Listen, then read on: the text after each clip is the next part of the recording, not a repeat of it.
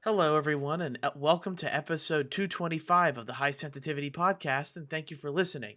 If it's your first time here, we talk about video game and movie news, as well as we watched or played over the week. My name is Barry, along with my fellow football players. My name is Craig, striker. Oh, my name is also Craig. Goalie? Goalie for Sunderland. Yeah, goalie for Sunderland. We can do that. Now, we know Craig's team is Sunderland. My team is Yes. the Tottenham Hotspurs. Craig, do you have a football team? When I was younger, I was Man United because I couldn't place myself somewhere, and then I went Inter Milan. Okay, So that's fine. I'm Inter Milan. All right, I'll take that. Yuck, Man United.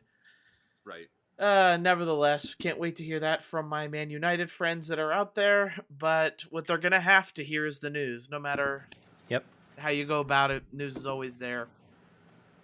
Can't avoid the news. So this week, it's kind of, my news is at least all over the place. We have Sony's 30th edition anniversary.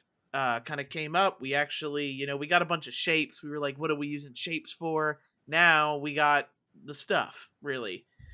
We got a regular controller. We got a DualSense Edge, Sony's Pro controller. We have a PS5 Slim, a PS5 Pro, and a charging block in the theme of a PlayStation. And we're going to skip over the charging block. I don't know anybody that's interested in the charging block. Regardless, they did say it's limited edition. It comes in packaging similar to what the PlayStation it came in, and also comes with like these special cord wraps and the plugins to plug in your controller are like a PlayStation 1. They seem to have taken a lot of care into this. Yep. They've also mentioned that the controller and the PS5 Slim, the 30th edition, are going to be the only two available through regular retailers. The DualSense Edge, the PS5 Pro are all, and I think one other thing, I don't think it's the block. I'm blanking on what the other thing is, but those you have to go to PlayStation Direct to get those. Pre-orders go up on the 26th. By the time this podcast comes out, you've got a 2-day warning.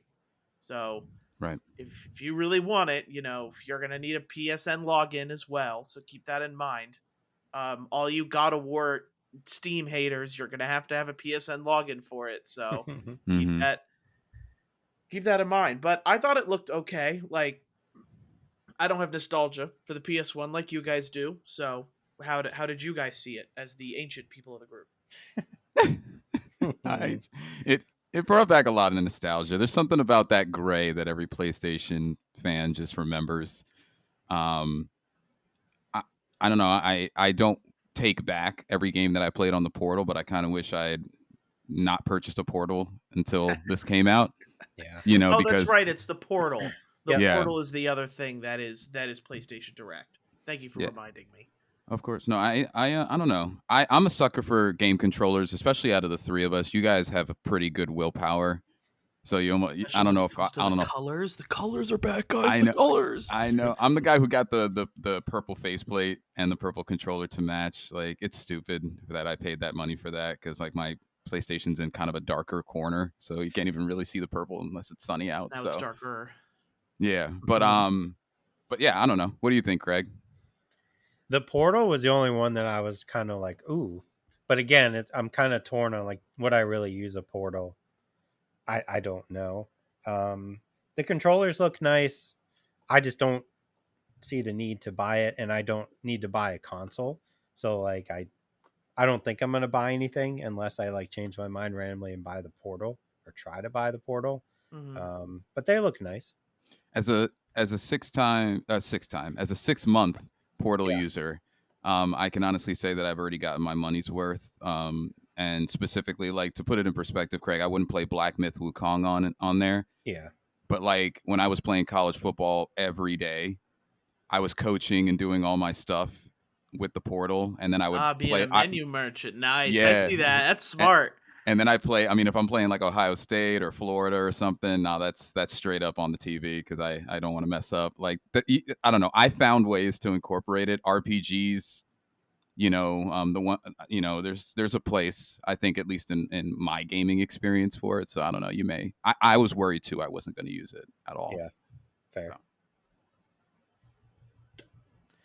So, next up, following kind of this, so Digital Foundry put up a video between the PS5 and the PS5 Pro when it comes to Final Fantasy VII Reunion. And I just had to mention this because if you're someone who's trying to find the difference, it is incredible that Digital Foundry did a better job of Yep. showing you the differences between a base PS5 and a PS5 Pro. They did such a good job of going into detail, showing you what looks better and how everything kind of falls in together and why it is such a big upgrade. Technically speaking, is it worth the money? That's up to the beholder. I don't need it. I'm fine with it. I ain't going back to play FF7 Reunion. It's already a 100-hour game.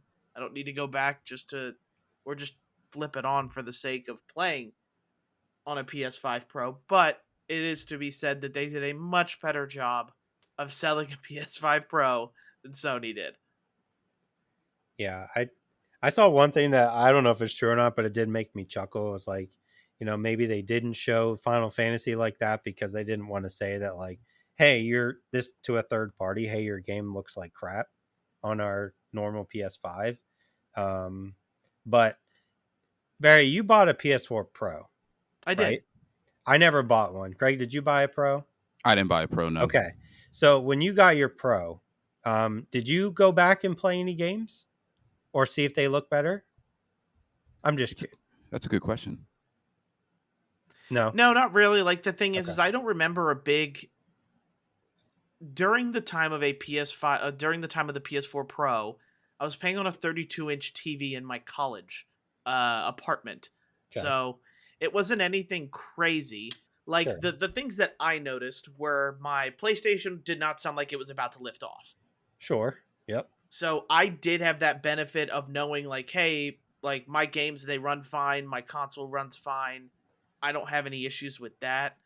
The 4K upsampling, like I think it looked good, but I'll be honest, I really couldn't tell you, which Okay. is also why, like, there are people who spot these things out and who notice it. I'm too dumb to recognize and see these things. So frame rate, like the thing was is there wasn't a jump in frame rate like there was with this PS5 to PS5 Pro.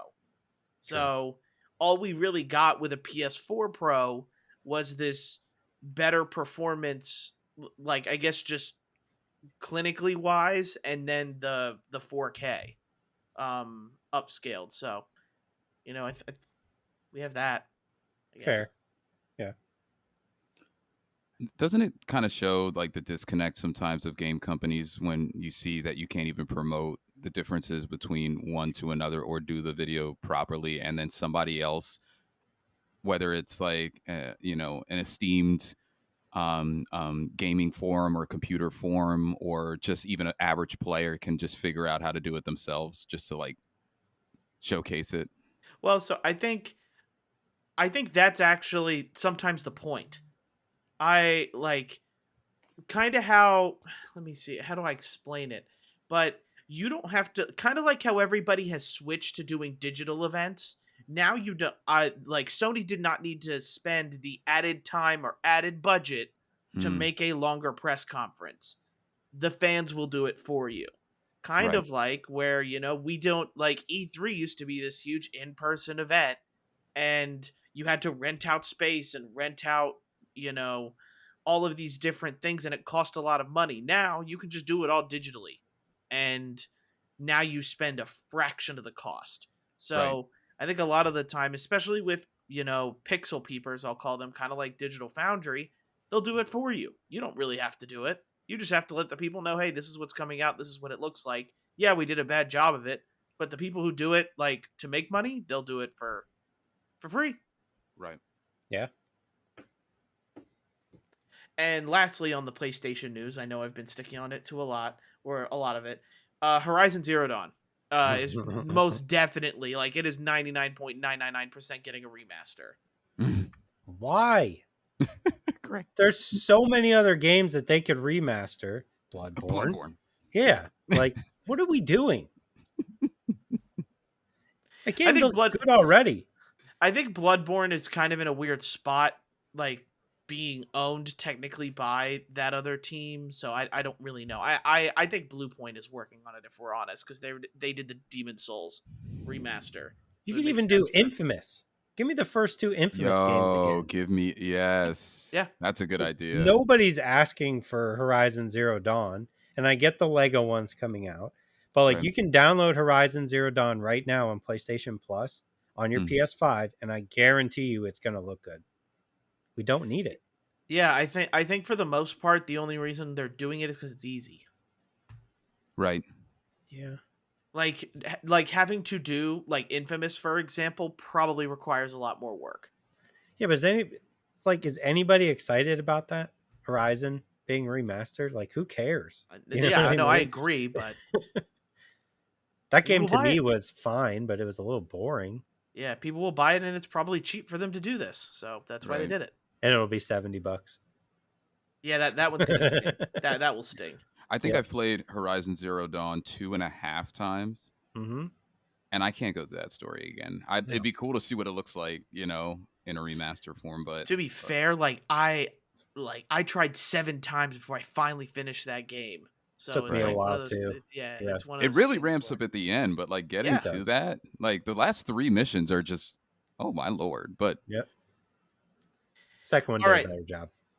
Let's get out of PlayStation world and into Nintendo's. Yes. Where it's a company affiliated with Nintendo. Pokemon Company is suing Pal World. It's just a matter of time. I know.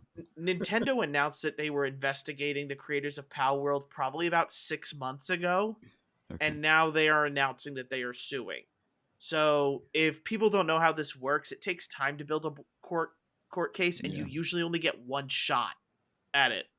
So they've spent the time and the research to build this case, and now they have to have something, or something that they believe is of credible value to be sued. I know you guys aren't big Pokemon fans, but like, what, how are you guys about the whole situation? I believe it kills creativity. Like, competition, direct competition. The first time they've had it in a long time.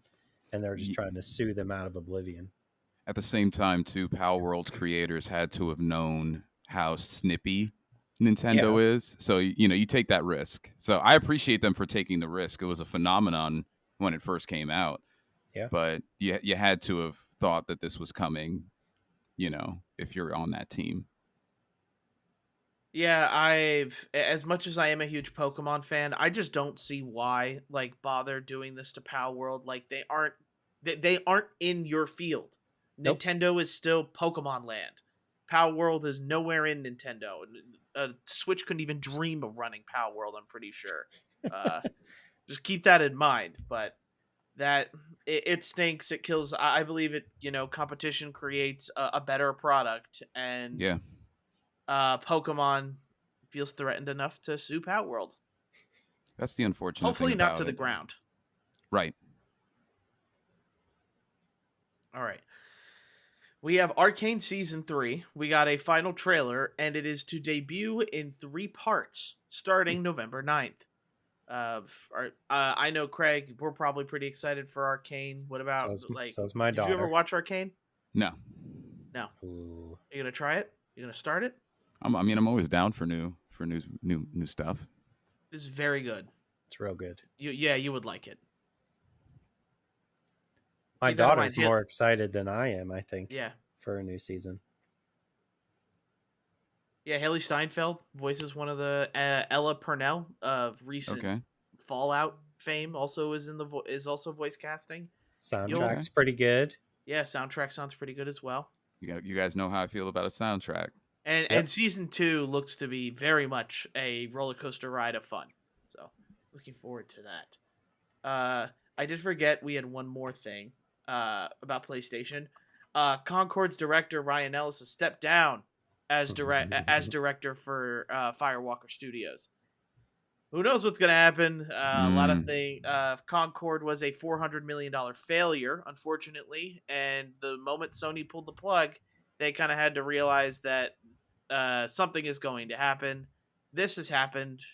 To what degree the studio gets laid off, we don't know, but we are going to see. It's going to be very, very interesting to see what happens in the coming weeks of what they decide to do.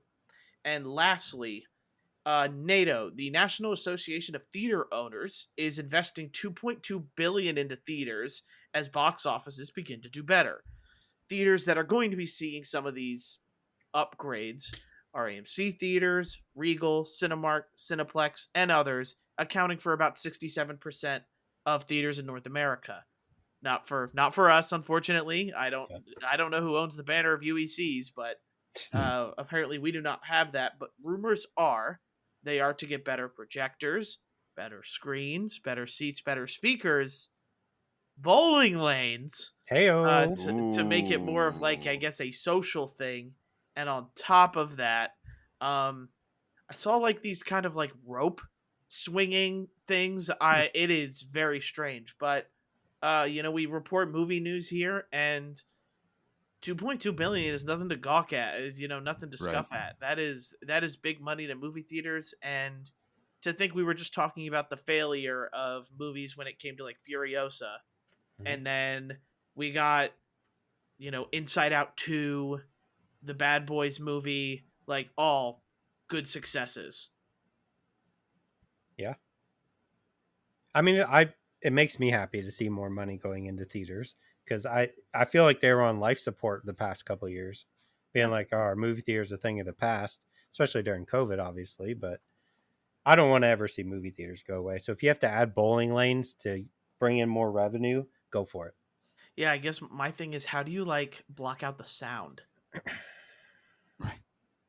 Yeah. Yeah, that would make be sure the thing. that Like, room's soundproof. Yeah, it almost would have to be like smaller, like theaters, like especially ours tend to go like there's a central area and then two different wings with a bunch of theaters and seating. Where maybe it's like one wing of seater and seating, and then the next wing is more the entertainment side. But that would make sense. Yeah, the sound of a bowling ball crashing into pins isn't exactly a quiet noise. No, it is not. No, it's not. That's all I had for news. Sweet. All right. So first and foremost, Craig and we got to talk about Like a Dragon pirate Yakuza in Hawaii. I know. That was one hell of a headline. Oh my god. Switching main characters back to one of my favorites, Majima, Goro Majima. He's a great dude. He's a nutcase. I love it. He's hilarious. He's essentially Trevor from frickin' Grand Theft Auto 5 really for this series. Looks like going back to, it didn't look turn-based to me. It looked more like old style Yakuza games, right? Yeah, it looked like that exactly, which was funny. Obviously pirate themed. Okay. I don't know. Every time these games come out, I feel like I always just go, okay, yep, yeah, I'll play that. Yeah, I know. I think we're both in, right?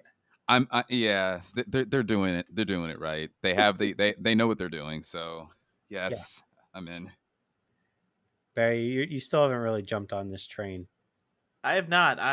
It would definitely be difficult for me. I see the fun you guys have with what these games are and how much fun they can be, but if I were to ever conquer my backlog, then maybe I would jump into the Yakuza or Like a Dragon. I mean, they're all on like Game Pass. I don't know if they're on PlayStation Plus, but they are on Game Pass. They're just, each one's probably a good 50, 60 hours. Yeah, exactly, that's the problem. Yeah, that's the problem. They tell a story every time. They do.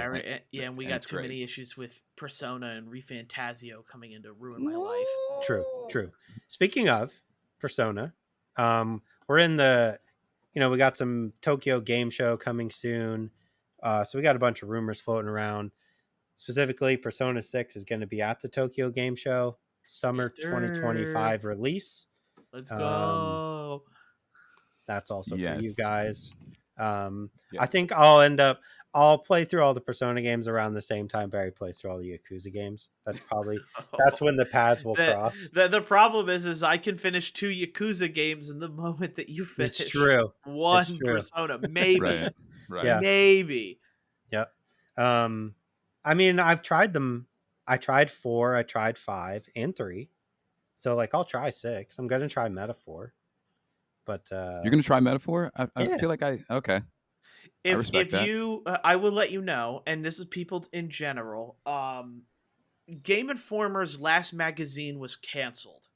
Mhm. Game Informer's last magazine was going to be Metaphor Refantazo. Brian O'Shea, a former Game Informer employee, if you go to his Twitter, he put out his entire interview and all of the videos that he shot for Game Informer. And now that we know that that magazine is not coming out, he has released it all online. So if you want to learn more about the game, I highly suggest you go over there. And you will find that, maybe some of your questions and stuff like that can be answered about the game. I will most definitely do that. I have been looking for maybe like one more video or a couple of more things about it because like I still kind of don't know about it. I don't care it's Atlas, but we're not that far off. It is a full story thing, so it is a read. It's a long read, but I read the entire thing and it was worth my time. Got it. Good. Okay. Last 2 things I have are both Final Fantasy related. One, Final Fantasy 9 remake development is complete. So go ahead and throw that in the Tokyo Game Show if you want. Let's go. And then the other one, this is I mean Barry's gonna be excited as well, but he knows what's coming. Yeah. Final Fantasy 13 remastered trilogy is on its way for next year. Wow. So I would die. Wow. So that's 13, 2, and what's the third one? Lightning Lightning Returns. Returns. Yeah. Those are all great games. They are. I would love so much flack to have those remastered. That's a day one purchase. Yeah, right. 13.2 for me. Like if that gets remastered, like I am finished. It is going to be man tears streaming down my face. More than Kingdom Hearts, you think? So Kingdom Hearts never really brought me to tears. First one did. Yeah, come on. There's something right in when the first Simply one. Clean hits. Right when Kyrie. It's funny you mentioned that. I watched that video the other day. You send me nothing but Kingdom Hearts TikToks all day. That's what my TikTok is filled with. Kingdom Hearts memes. All they're the time. Funny. Yeah, they're good. They're good memes. Yeah, I mean that's a great idea to have that trilogy remastered. I don't think enough people played even the first one, 13. I think it got hated on because it was so linear. Yeah, but it's such a good story. Lightning's a great character. So yeah, inject that straight into my veins, please. That was the last thing I had. Okay, I got a couple. The first one was something that I feel like I read a while ago, but I just kind of wanted to reiterate on here. So, and Craig, this is like for you. Immortals of Avium obviously did not do as well as they projected. A lot of time, energy, and money was put into that, and a lot of people were not willing to pay the $70 price for a game that, if I remember correctly, you liked it like a lot. I did right? like it. Yeah. So when games like that fail to or don't meet the full expectations, you'll see what they saw, which was a lot of the studio get laid off or furloughed. Fortunately for at least I think it's 25 of that group, they found a new home. Rockstars created a new studio called Absurd Ventures, and 25 people from that staff ended up there. So it's nice. Like I never played that game, but I could see that there was art and creativity behind it, and you could see the team's hard work in that. So I think it's nice that they were able to kind of find a landing spot. It didn't happen for all of that crew, but at least it's on Game Pass. Right. No excuses. No excuses. Yeah, you're right. The other one that I had, and this is kind of like a feel good one here, is we need that. Yeah. Marvel vs. Capcom Fighting Collection Arcade Classics has everything that anybody would want under the sun in that collection. What players who are playing online slowly realize, especially starting with Steam, is that there was a particular person playing on that team, online, that was essentially destroying players. And the person went by the Wazzler.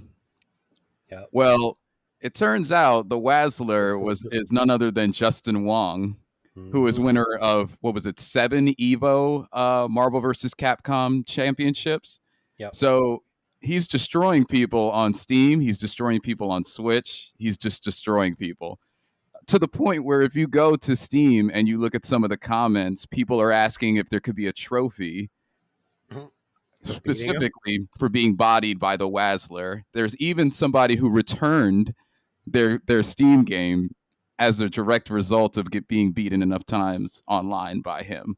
So I think it's funny. You don't necessarily think you're going to bump into any champs when you're playing an online game. You'll bump into people that are really good. And I'm like, even larger games like Call of Duty, there's 4,000 people that probably in the tri-state area that can beat me I was to a gonna pulp. say, yeah, like within probably a 5-mile radius, there's at least Right. 1,000 players better.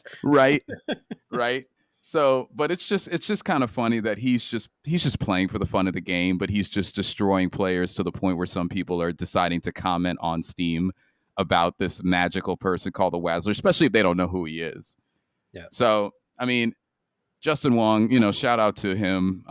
That's a hard game to master anyway. So it's just fun that he's kind of taking this recent Arcades Classic and just like taking it by storm and showing who he is. So that's all I had. I've been watching his YouTube videos of him doing it. It's been hilarious. It is kind of unfair though, because if you're he's playing ranked, so it's not like he's just going into like casual lobbies. So if you're playing ranked, you're trying to play serious. But I would think that like I'd be excited if I saw it was him. I'd be like, oh, I'm gonna lose, but this is still pretty cool. But yeah, watch out for him. Does he tend to troll his opponents? No. Okay. No, he's just beating you straight up. Okay, fair enough. Let's talk about games we played this week. I know we patted ourselves on the back in recent weeks for not buying every year sport game. Unfortunately for me, I am an FC guy or soccer guy just in general. So I bought the Ultimate Edition of FC 25, as is the time for me. And I finished Astrobot. Okay. I did not get all the achievements yet. I probably won't go back. I don't see the point in doing all the achievements really. Like I did do the hardest level. I did get the secret guy in order to avoid spoilers. But I don't know. We'll see what happens. And so I'm really trying to beat 3PR. That is it's the bane of my existence right now, is trying to, I shouldn't say bane, but like I want to start Space Marine 2, but I know I won't I know if I start Space Marine 2, I'm not going back to P3R till after I beat Space Marine 2. And then I'm going to be lost again. It's fair. I was this week was kind of like a sick week for me, so I didn't play a whole lot. Yeah. I did start the Plucky Squire. I did like 4 chapters of that. I want to hear your take. And that's pretty much all I did. I'm on just hit chapter 5 in Wukong, but I really didn't play much. So games are all you. I have a ton of movies though. Okay. That's what you do when you're sick. You just watch stuff all the time. I don't have much in gaming either. I'm trying to finish Black Myth Wukong. I'm on chapter 6. It's clearly the last chapter based off the 5 minutes I already played of it. And then I started P3R's DLC as well, but I only have about 3 hours maybe into that. I also have a small announcement for, I guess, Craig, you'll appreciate this. I also, my wife got me an early anniversary gift, so I'm doing Lego now. This is the Pharrell Spaceship Edition collaboration that he did. So I'm currently almost done with this. I'm on bag 8, guys, out of 8 bags. It's not a huge thing. I know with Lego 8 bags isn't crazy, but yeah, that I didn't do much gaming besides that. I've just been chipping away at Black Myth. I don't want to beat it, man. But I can always play it again. New game plus. And they have DLC coming out eventually. So, but Yes. anyway, y'all can start. All right. I'll start with FC25 just because it is the less exciting, probably, of the two food groups we have here. So, FC25, of course, is the second iteration of EA Sports' FIFA series, but then they lost the FIFA license, and now they just do FC. Uh, it is much the same FIFA game. I'm not gonna lie. The biggest thing that they do this time around is FIFA IQ. They try to really bump up how the players play in real life. That is kind of the biggest thing, and I am actually seeing a little bit of that in my game, where Okay. for example, you had mentioned Manchester United. They have a player called Garnacho. Garnacho is a winger, but I'm playing him in a left midfield instead of left wing. But he plays his position like a left winger still. So he is cutting inside the box and attacking more than what a left midfielder should. The benefit of that is that's how I want my team to play. I want to have Mm. like three people. So it I need to get into career mode to really experiment with with what each player and how this play styles FCIQ stuff really starts to go in, but they do make a decent amount of improvements when it comes to my evolutions players have a little Evo sign, so I know which one of them is currently on like a task to be upgraded. So I know to like if they need to score goals, I know I need to force him the ball. Or get assists, I know I need to kind of use him and pick out a pass in order to get an assist. So they're and then anytime a player activates like it's his play style, it comes up with a little triangle above his head. So you know, like, okay, this is what as a new player, this is what he should be doing, or what I should try to do to take advantage of his play styles. And some players have multiple different play styles, so you could really custom tune to how you want to play. But the gameplay really looks the same, not a lot different. The character creator in FC25 is wild. We are getting some monstrosities out here. Deformed faces, deformed hair. It Hmm. is all over the place.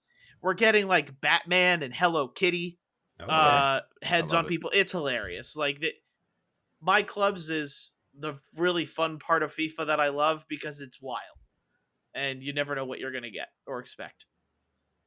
But I don't know what else people expect from me at this point. FC25 is like, yeah, Barry's gonna give his stamp of approval and put another 60 to 70 hours, into it over the year. Right. The difference is you haven't stopped yourself like I did this year with 2K. Like you're still buying it every year. Yeah, like I cannot not have like a soccer game, I guess is my main thing. Sure. I didn't buy FIFA. I did good there. I didn't buy NBA. I did good there. I don't buy NHL. So like I'm doing the small things right, but had to get one of them in FIFA. Did If you I'm buy gonna Madden or not? No, I just have the EA trial for it. I Okay. never bought All it. right, yeah. Same. I'll probably wait for it to go like for $30 or something during Black Friday. Yeah. Regardless, like that, like I had to buy one, and FIFA is probably the big, or EAFC is probably the biggest like game of sport that like I put hours into. So College yeah. football?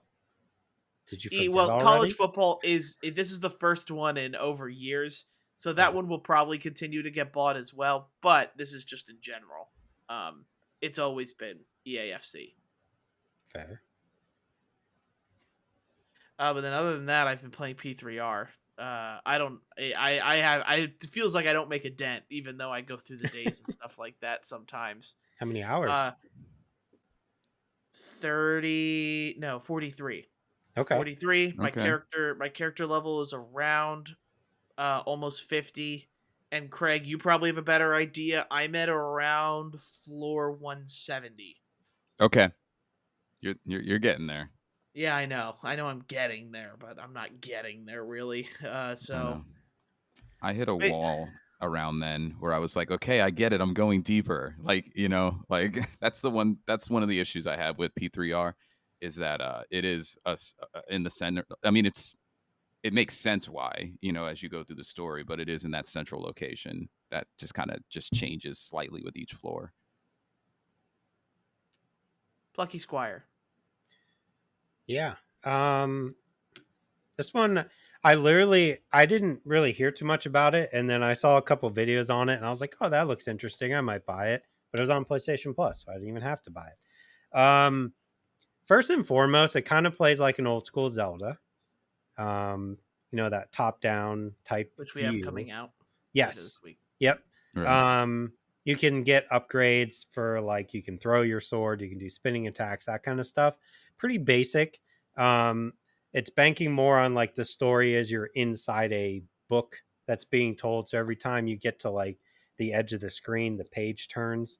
But then once you get a couple of chapters in, is where it really kind of takes off because the villain in the story realizes that he's in a story and that he's always going to lose. So he boots you out of the story, which puts you in the real world, which is like you're running around like the top of the art desk where this kid draws this book. So once you're outside of there, you're a 3D character and you're kind of running around and doing kind of basic puzzles, a little bit of sneaking around. Kind of reminds me of like a lesser version of the sneaking in Little Nightmares, if that makes Okay. sense. Like if they see you, you die.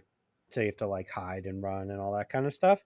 It's an interesting idea. I think it's perfect on PlayStation Plus. I don't know if you were to pay like 30-40 bucks for it, if it'd be worth it. But as a PlayStation Plus game, it's doing something different, which I like, and it looks nice. So I think it's worth a try, at least. I'm having fun with it in between Wukong as a nice little break just to like jump back Yeah, that into it. sounds like it should be a pretty good break. Yeah. Am I going to finish it? I don't know. I don't think it's extremely long. I think I'm on chapter 5. I don't know how many chapters there are, but it took me like 2 hours, an hour maybe to get there. Okay. So check it out if it interests you.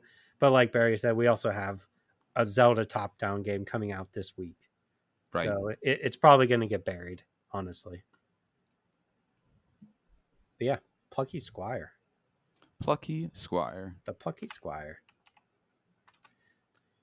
So I don't know if I'm in enough hours to talk about P3 with the DLC. I mean, it's good. It's another, like, I hear 20 to 30 more hours of P3R, which I'm sure Barry's excited to hear. Yeah, it's, like I started it, and it's a similar thing, in terms of the gameplay. It is set with Igus, so you get, I don't know, they take it and you essentially just You kind can't of spoil this for me. Don't spoil. Don't. no, No it's spoilers. no, it's good. Like the only thing that I'll let you know is that you do restart the persona gathering. So you don't have your personas from the other game. That was one thing that I was curious about. You kind of just start a little fresh, and there's definitely enough meat in it to make me want to continue out the gate. So as I play more, and Barry, as you get to it, we could talk a little bit more about it. But like first impressions, I'm excited for the extra aspect, and I think it'll add a lot to the story. To the story's already dense story. So Too much. Alrighty then. Movies this week. Yep. So I'll be honest with you guys. I've been really trying to put in time to P3R and beating Astrobot and FC. So, did you watch Kiki's Delivery Service, Craig? I did. Okay, good. I told you I would. I know. I'm just making sure. It's. You said you watched a lot of movies. I wasn't sure if Kiki got lost in the pile there. It did not. I made sure to get it out of the way. Not in a bad way, but like make sure it was crossed off the list. Yeah. Okay. Big breath here.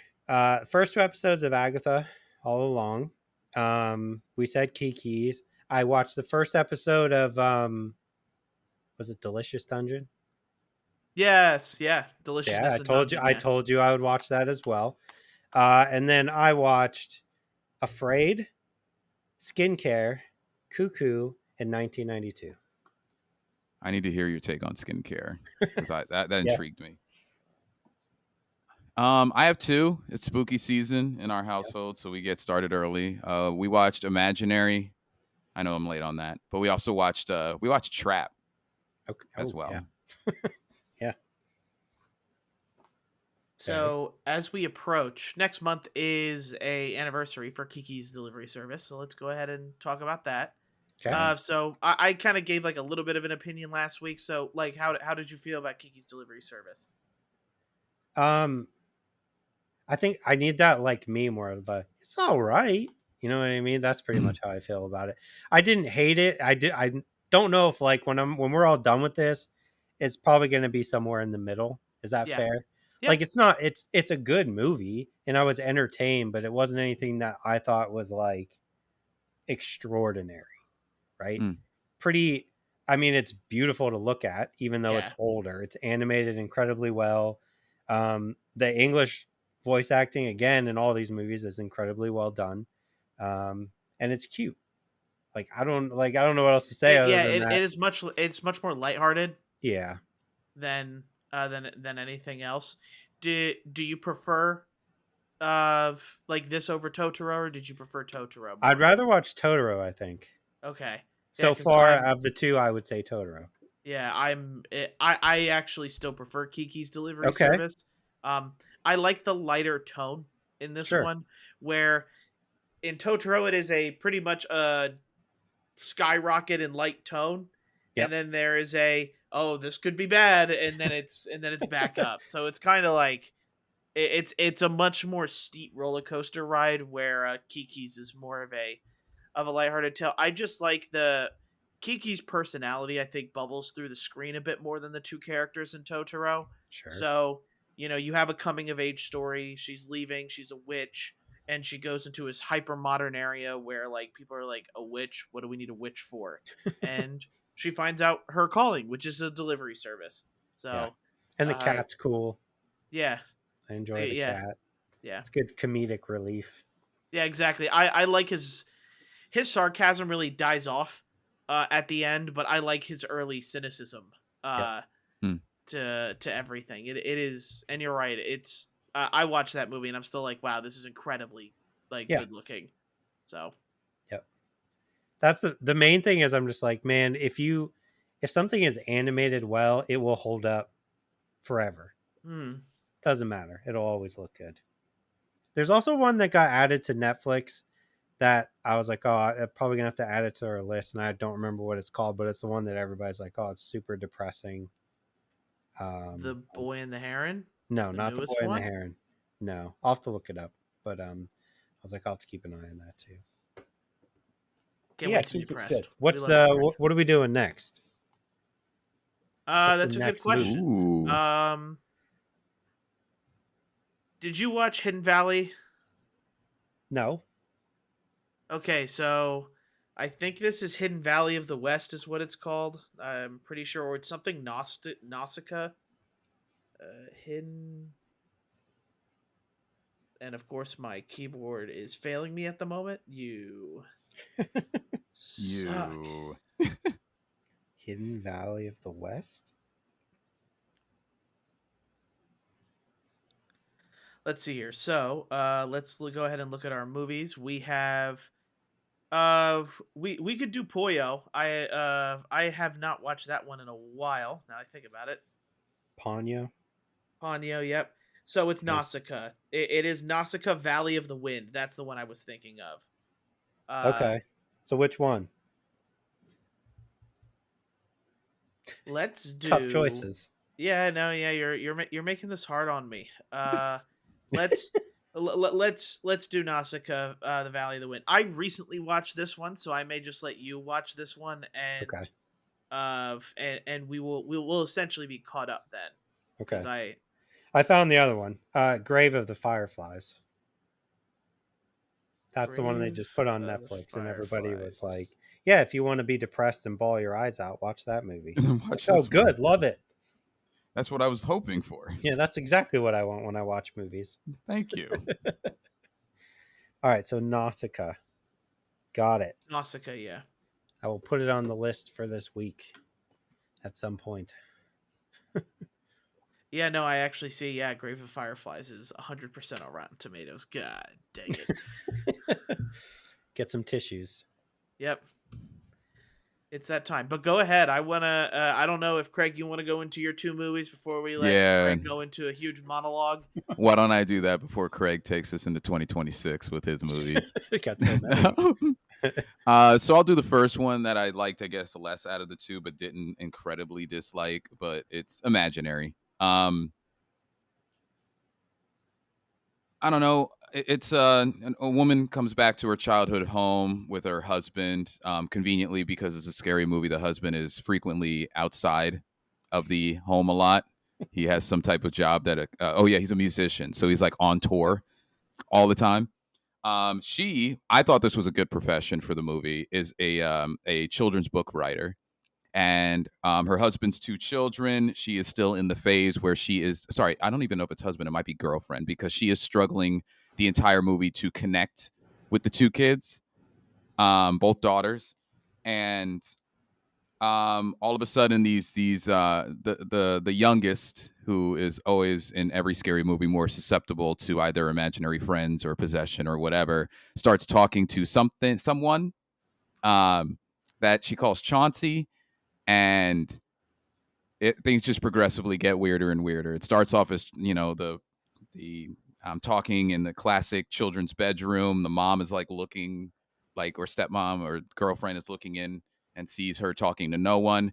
But then the story kind of develops a little bit further into an imaginary friend to kind of envelop her in her past, the girlfriend.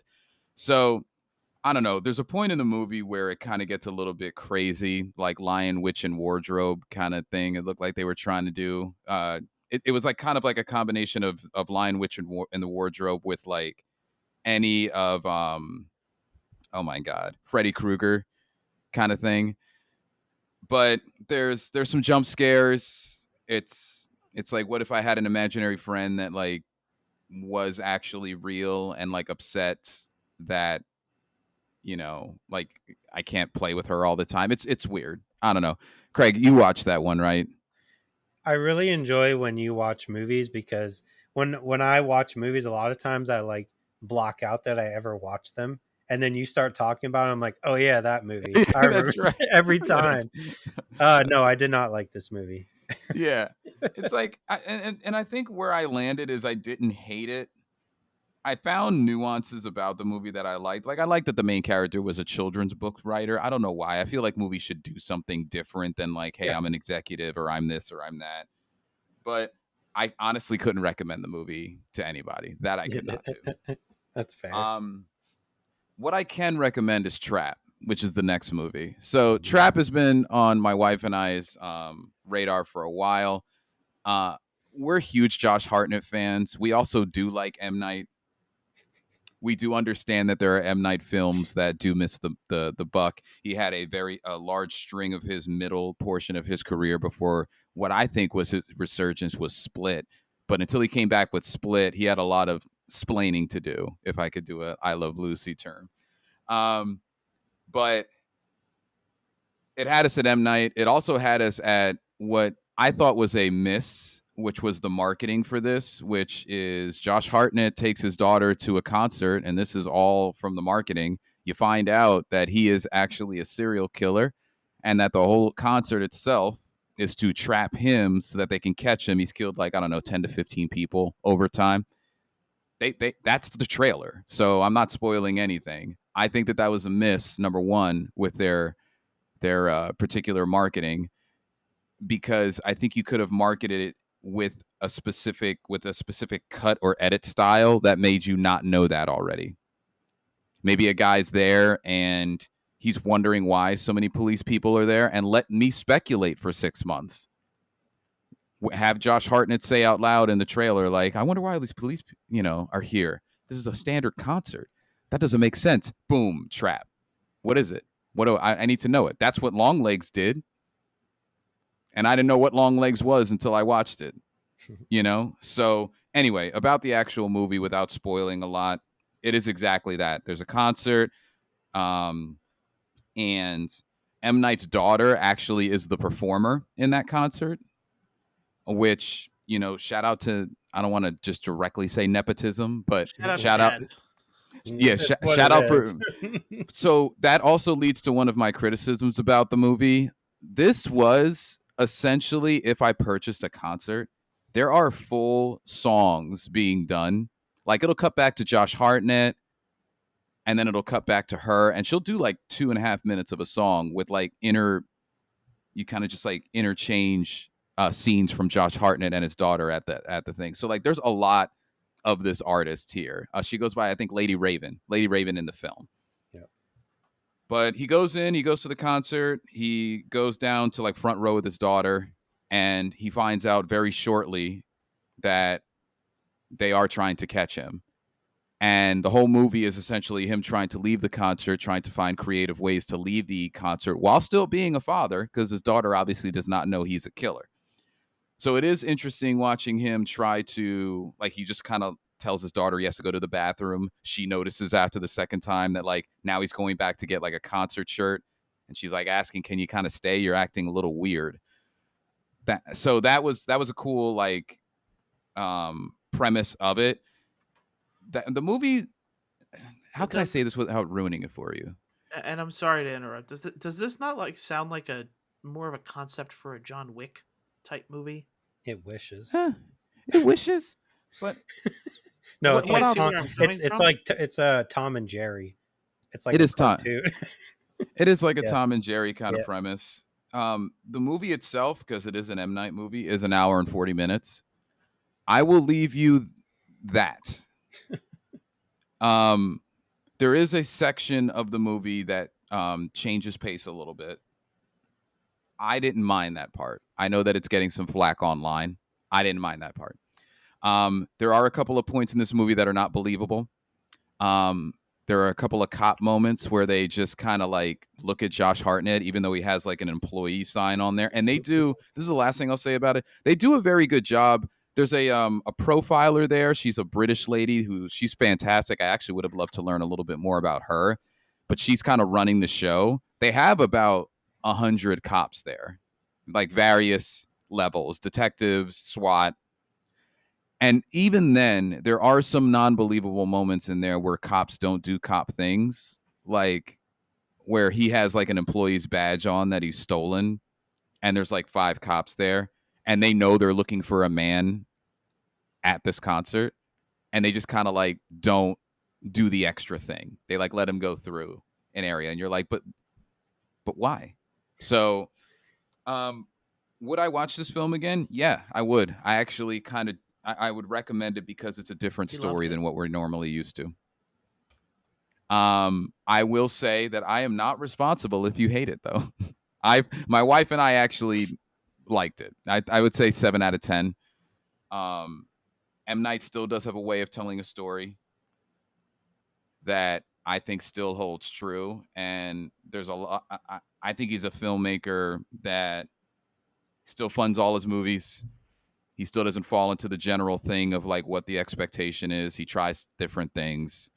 So I don't want to turn this into an M. Night plug, but there's a Carbon Cutter type of movie that comes out, a Cookie Cutter type of movie that comes out now. I just appreciate he tried something that made me just want to watch it, because I'm like, oh, wow, a movie where a killer's at a concert and knows they're trying to catch him. How does he get out? So I recommend it, but again, I won't be held accountable if you don't like it. That's fair. There was like so many moments where I was watching with my wife, and we would just do the like, you'd both stare at each other and just start laughing because of how unbelievable and dumb the characters were in that movie. But that's M. Night. You either like that or you don't. I don't. I think his movies are god awful. But that's what is also so good, is like there's such a broad, like, people love M. Night Shyamalan, people hate M. Night Shyamalan. Right. So he's doing something. But yeah, I did not like the movie, but that's fine. I'm glad you Yeah, did. of course. The concept, I will say, is very cool. I like the concept. The idea. The concept was cool. Josh Hartnett's always going to be good. So I love Josh Hartnett. Shout out to He's his performance. Yeah. He is the man. He is the man. Okay. Delicious in Dungeonberry. I watched the first episode. I didn't mind it. It's very funny. Interesting concept. Why is like so many animes obsessed with food. I'll never know. But I enjoyed the At like. least it's not Food Wars. Yeah, yeah. I'd rather watch this than Food Wars. Yes. Oh, the inflection in Barry's voice when he said that. I don't know. It has like the right amount of humor, I think, to go along Yeah. with like Yep. serious knight who's telling them how to cook everything, and then the what is she, like a mage? She's an elf. Yeah. Just constantly Marcel. Yeah. like being in the wrong place. Yeah, I think I'll probably watch more, but it's one of those things that's like there's so many things you're trying to watch and keep up Oh, with, and absolutely. that Yeah. ends up being like pushed to the side. But from the first episode, which I wanted to at least give it that, I liked what I saw. So you are Yes. not wrong in that one. As I will give you that one for sure. Oh, all right. I hope you do. I hope you do like it. I do admit it's a little slow. A little bit. But once you get into the deeper parts of the dungeon, they actually start to do a bit more action, a bit more Okay. like fun storytelling, where it's not so much about the cooking, which it's I mean, fine the cooking, but it's not like we're worried about cooking. the Cooking dynamics there, monsters. right? Like Yeah, you have yeah. the guy who knows how to cook everything. She's kind of, I don't know, inexperienced. Is that right? Yeah, you'll find out Klutzy? more. Yeah. Okay. All right. And then he's just like the very generic main character knight, Yeah, basically. doofus. Yeah. Yeah. Yeah. Yeah, doofus. Yeah, Doofus. Okay. doofus. I'll just go down the list. Cuckoo, first and foremost. Trailer came out for that, and I was like, that looks interesting, and I have no idea what that movie's about. I have now watched the movie. It was interesting, and I have no idea what it was about. That's the easiest way I can put it. There is a girl who moves to. Sorry, that's like the best way I can put it. That's a great way. She's living at a hotel with her dad and her sister. She starts working in the front desk of the hotel. People are coming into the front desk area and throwing up. And there is this thing that looks like a person that is chasing people and chases her. I'm confused just as much as you are with me telling you this. I still don't know what this movie was about. It has some interesting moments, some creepiness. I'm not going to recommend it because I can't explain it. Does that make sense? This was probably the best movie review we've had in the last like 5 months. I literally like what did oh my god. You know when like movies just like to be like super like out there and they want you to figure it out, which can work. That's how I felt about the Green Knight. Okay. Okay. Yeah. Kind of like that. Like you can you can make movies like that and leave it open to interpretation, but I don't think they were trying to do it with this. I just think they didn't explain it well enough. You have to like go on your phone and you have to research like I did. I was like, oh, I know Knights of the Round Table, Sir Galahad, and then I watched the Green Knight, and I'm like, what was that? Yeah. Go ahead, Craig. Great. I was gonna say, you read that, like, you remind me of a book report that you do, like, over the summer reading, and then they ask you, like, so, like, what did you think of the book? And you didn't read it, so you're like, I don't know, like, this happened, and then this happened, and then like that's just what the whole book was, and then the end happened, so that's it. Right. Like that's what, if I'm giving it justice, like, all right, the best way I can explain it, I think, is there are these creatures that look like people, and they do this thing where they yell, but there's this thing with their throat that if you don't cover your ears or have headphones on and you hear this noise, it makes you repeat the same 5 seconds over and over and over again until they catch you. Is that like, are you following me so far? Okay. Yeah. Like you'll see it and then they'll start screaming and then you're like you'll run and then 5 seconds later you're right back where you started and you'll start running again until they catch you. It's like I don't know, that's the best way to put it. When they do catch you, they're doing this weird thing where they're bear with me here.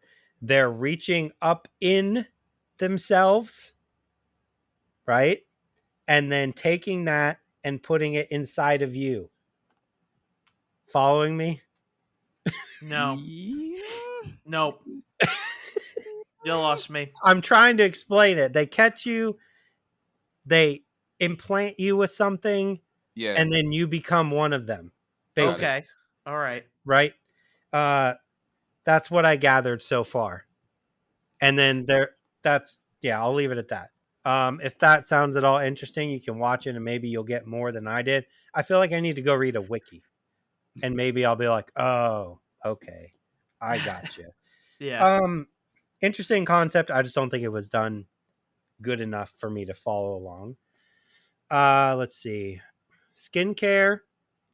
Skincare is pretty dope. Did not I think was I would hoping. like it. It's Elizabeth Banks. It's just literally a movie about she has a skincare line coming out. Across the street from her, another skincare line opens up a shop, and her skincare line and her whole life gets messed with. She gets stalked. She gets like emails hacked and sends out like emails that aren't hers. Her tires get slashed. She becomes super paranoid. It's not a horror movie. It's like a thriller kind of where she's trying to figure out who's doing it. I don't want to give a whole lot away because that's the whole point of watching the movie of like who's doing it to her, or is she Right. crazy and she's doing it to herself, that kind of thing.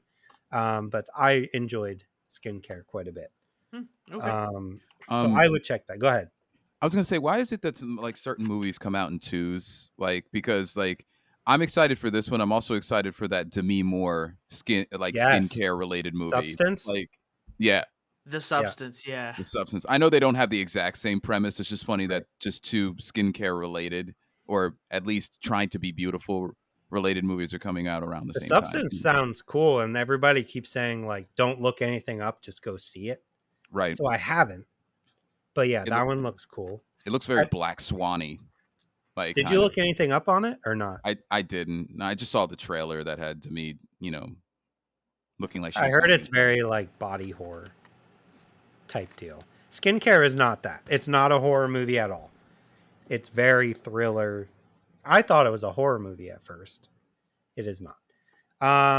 First two episodes of Agatha All Along are super dope. If you're into the Marvel universe, really like Agatha, and it's just a continuation of what happens after WandaVision, basically. Agatha trying to get her powers back. There's some other witches. Um, yeah, super dope. Only two episodes out so far, and then they're coming out every week. Feel like we're starting to get back to good Marvel. We'll have Maybe. to see. Don't we have Daredevil coming out soon? Something like that. I was to say, I truly don't know. I know, like, I don't know either. I know Daredevil was an issue. And now Well, I they're know remaking it, but they're I either thought it done was filming or they're filming now. okay. Something like I that. thought I remember 2025 is still when that's coming. Yeah, because there's no more Marvel movies till next year, Yeah. 2025. 1992, super dope. With my man Tyrese. I will watch anything Tyrese is in any time of the day. I love that you love Tyrese. I love Tyrese too. He's the best. I love Tyrese. Simplest way to put it, this is framed around 1992, obviously, the year 1992. Tyrese is a father who works at oh my God, it's like a metal shop, Welding? warehouse, Welding kind factory? of, kind of, but they have platinum bars that they use. They melt down. And Mhm. you have Tyrese's story. He lives it's in California. It's right around the times of the riots in 1992. So if you think about that time, and the same night that the riots started is the same night this other group of people with Ray Liotta. I think this is the last movie Ray Liotta did. Him and his family are going into this shop, big warehouse, to steal the platinum because platinum's worth a lot of money. And obviously Tyrese is just somebody who works there. He was previously in jail. And it kind of reminds me of Die Hard a little bit Okay. because it's him like there's a lot going on outside of where he works, but when he gets to where he works, because he takes his son there to avoid the riots, it's kind of like he's stuck in there with these people who are trying to steal the platinum and also trying to kill him and his son. And he's like the reluctant hero, like a John McClane, right? Super, super dope. I like that movie a lot. 1992. I wanted to see it in theaters. I forgot. I totally forgot because I don't even think it was advertised very well. No, it wasn't. It wasn't. I would say No. both of you That check sounds it like out. something I'm gonna watch. Yeah. Watch 1992. It's very cool. Afraid is I'm not going to say horror. I'm going to say thriller, even though it's Blumhouse with another one of my favorites, John Cho. I love John Cho. About artificial intelligence and how it's going to take over and kill everybody. Gotta love that. Next to your Googles. That's literally what it is. He works for a firm that promotes products. They're like, this is our new AI product. Keep it in your home for like a weekend to see how it works so you know how to promote it. And obviously it starts taking over their lives to help them. And it starts like affecting other people's lives, killing people, that kind of stuff. I thought it was actually pretty cool. I don't think it actually reviewed very well. It's super basic, right? AI, but I can get down with that type of movie if it's done well, and I think this one's done well. So Afraid, I would recommend. Just don't take it seriously. That's probably the best way to put it. And then a moral of the story is I need to go wiki Cuckoo, apparently. Yeah. But yeah, that was all of them. I got through them. All right. So the sick week of Craig turned into the So many fall movies. solstice, the fall solstice of movies for Craig. Mm-hmm. The fall solstice. And that is good. That's where we're gonna end the podcast. This is the last one for September as we now roll into October. I don't see anything we need to wish anyone or anything like that. So thank you for supporting the podcast, and always thank you for listening. If you are listening to us on your podcast listening platform of choice, please make sure to leave a follow, leave a review. Let us know how we did, and also make sure to share it with your friend if you feel so inclined.